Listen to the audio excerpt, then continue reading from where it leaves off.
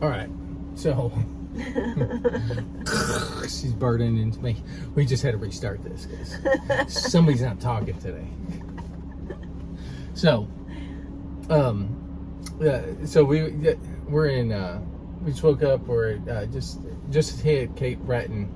We're gonna do the Cabot Trail today. So yesterday was kind of a slow day. We've been going pretty much nonstop.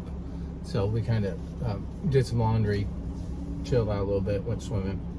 I didn't go swimming. He got in the water. I did not get in the water. Yeah. It's like we're way up north. This is like Nova Scotia, like way up in Canada. So it was kind of cool to be able to go out in the ocean. So anyway, so we went to outside Halifax. We went to Peggys Cove. Peggys Cove, saw a lighthouse, the most photographed lighthouse in Nova Scotia. And the first one, Yarmouth, is the second most photographed. I think so. One of the first two we saw was the second most. I don't remember if it was Yarmouth. I think it's Yarmouth, or the one that we went up to. It would make sense. Yeah, that's right. That's right. Yeah, that's it. And so the one that we walked up into, which was pretty cool.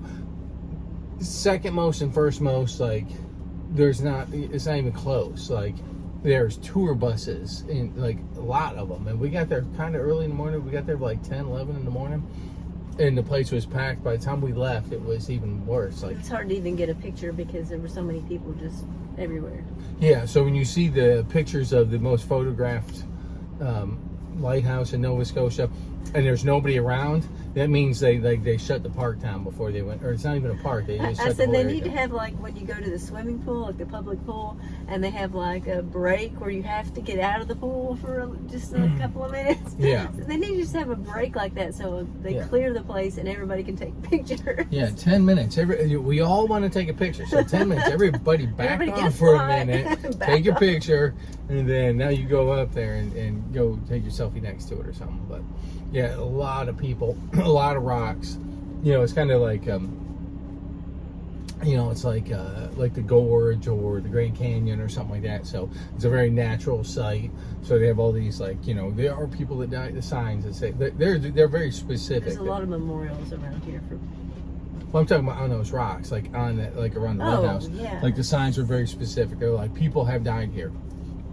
And they're like, you know, watch out for the waves, because the waves, when the tide's coming in, can get really big, I guess, and wash people out. They're like, the black rocks are very slippery. Don't go onto the black rocks. All that kind of stuff. Of course, and there's freaking people that don't pay attention. They go out there and walk. But they did have a guy running around with a whistle. So if you got too close or too close to the black rocks, he didn't, not us. We didn't get whistled not one time, amazingly. So there's idiots. Mostly because worse than me. Yeah. Yeah, so somehow I didn't get whistled, but there's other people. I was thinking, gosh, look, that guy's an idiot. What's he doing? Obviously, he didn't read the signs. So we did that. And Halifax is, like, so Nova Scotia, it's a huge province of Canada. So what is it, 40-something% of the people? 45% of the people in Nova Scotia live in Halifax. And it shows. Like, there's a lot. Again, there's more deer. Like, I don't know what the deal is. Like, do they hunt? They all have guns. They all have, like, these back racks. I haven't seen a gun on them, but apparently Canadians, they all have guns. Like, but the deer, like, they're everywhere. Like, in the towns and the cities. Like, big deer. Like, big bucks. Like, just standing outside people's houses and stuff. Just sitting there looking at you. They don't really... And then you see the signs that say, like, don't feed the deer from the car. So... apparently they don't want the deer to associate cars with food, so but you don't see a lot of deer dead on the road either. So no, porcupines, but not deer. Yeah, porcupines and a bunch of raccoons up here, but a lot of porcupines. Yeah, so I don't know what I don't know why they feed all the deer in town. Like, it's kind of unusual. So, you know, if it, like, maybe they don't hunt them enough to call them off, you know, so they don't starve to death. Everybody feeds them. So, but they sell these big giant bushels of apples and carrots, like 50-pound bags of deer apples and carrots and stuff. So you feed the deer, I guess. But so then we went to we went across Nova Scotia, across the land. Pretty uneventful. A little bit of rain, just, you know, some colors. whatever. Nothing really. We was just driving across the land mass, I guess.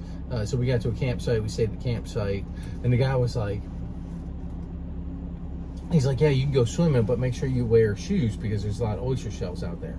And I'm like, yeah, it's September. Like it's like, I don't know, what was it, like 50, 60 degrees yesterday? Mm-hmm. And the guy's, and he's like, yeah, you can go swimming.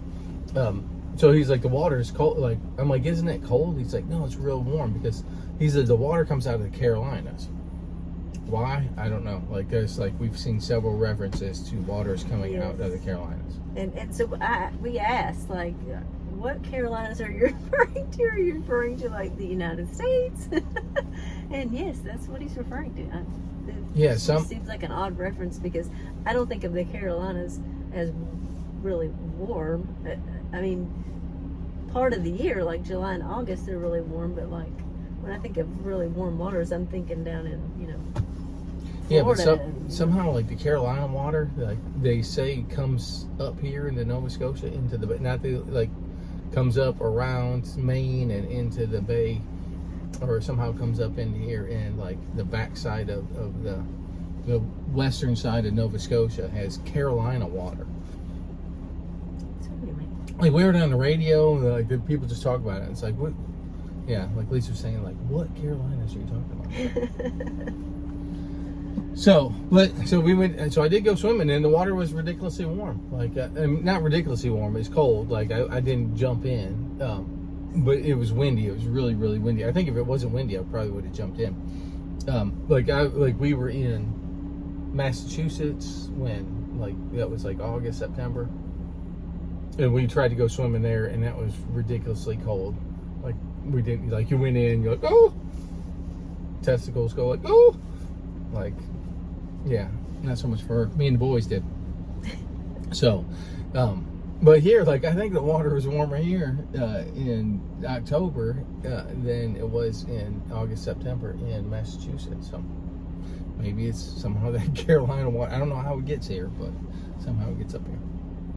All right, so that was yesterday. We'll see if we can put some pictures with this, and we're gonna do the Cap Trail, and we'll talk about this maybe tomorrow, and maybe take another day off and just kind of chill out a little bit. But it is still just beautiful. Everything around here is like big rocks, and so it's good to see. You want to take pictures, look at it while we're still amazed, because I guess after a while, eventually you're just like, oh yeah, look, another big giant rock formation. Oh, there's some deal like we're gonna go to that has like. It says where it was connected to Africa or something like that, like I don't know, some geological formation that shows that somehow northern Nova Scotia was connected to Africa, I guess through the Pangea thing back in the day. So I don't know, maybe cool. See if we can find that. All right, talk to you later.